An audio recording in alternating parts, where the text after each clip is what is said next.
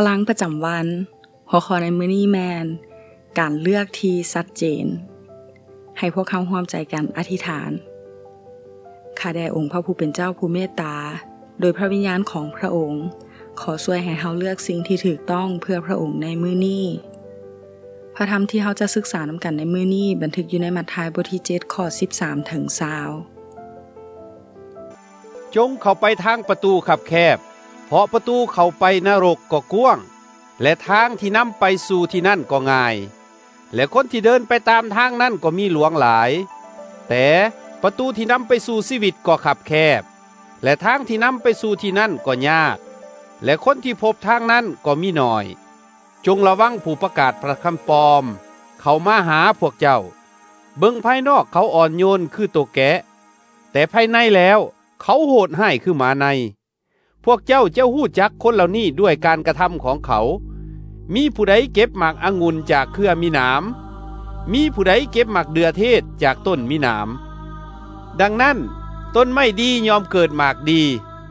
แต่ต้นไม้บ่ดียอมเกิดหมากบ่ดีต้นไม้ดีเกิดผลบ่ดีก็บ่หอนเป็นและต้นไม้บ่ดีเกิดผลดีก็บ่หอนได้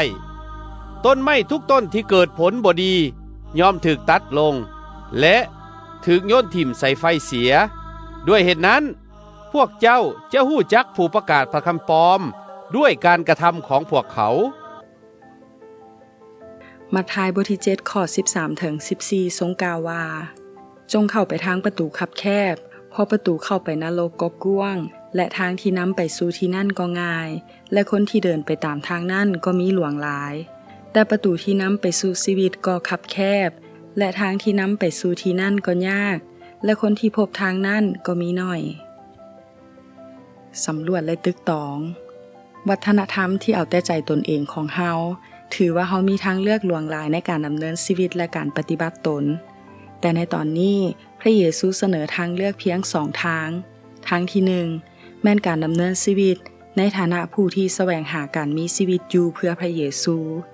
ผู้ที่เลือกย่างเข้าไปสู่ประตูแคบจำเป็นต้องมีเจตจำนงในการย่างไปตามเส้นทางกับพระเยซูสายนี้ซึ่งบ่เป็นที่นิยมในวัฒนธรรมที่ยึดตัวเองเป็นศูนย์กลางอีกทางเลือกหนึ่งแม่นประตูที่ใหญ่และทางที่กว้างซึ่งยอมให้เฮาใช้ชีวิตตามใจมากโดยบ่มีข้อจำกัดบ่แปลกใจที่หลายคนเข้าไปทางประตูนี้สิ่งที่น่าเศร้าแม่นการเลือกใช้ชีวิตเพื่อตนเองจะจบลงด้วยการพลาดไปจากพระเจ้าและจากจุดมุ่งหมายของชีวิตเป็นตัวเลือกที่มุ่งทำลายร่างอย่างแท้จริงเฮาต้องระมัดระวังคำสอนปลอมที่บ่สอนเรื่องประตูคับแคบให้ชัดเจนผู้ทำนวยปลอมประนีประนอมทางเลือกของพระเจ้าด้วยการยอมตามความต้องการของผู้เชื่อให้ย่างไปถึงเส้นทางที่ง่ายกว่าผ่านประตูที่กว้าง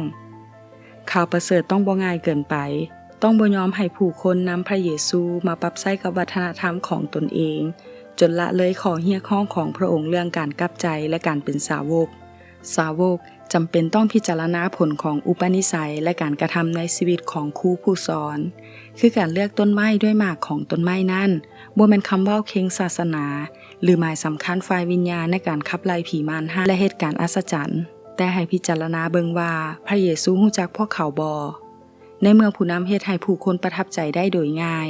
ดังนั้นการใจแย่งในระดับที่เลิกซึ่งนี้จึงเป็นภารกิจฝ่ายวิญญาณที่สำคัญอย่างยิ่ง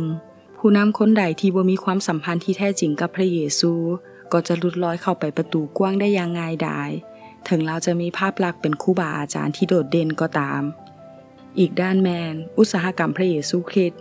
ซึ่งผู้นำหาเลี้ยงชีพด้วยการหาผู้ติดตามและค้าขายในนามของพระเยซูทุกคนที่อยู่ในฐานะผู้นำจำเป็นต้องใส่ใจในคำเตือนนี้ตอบสนอง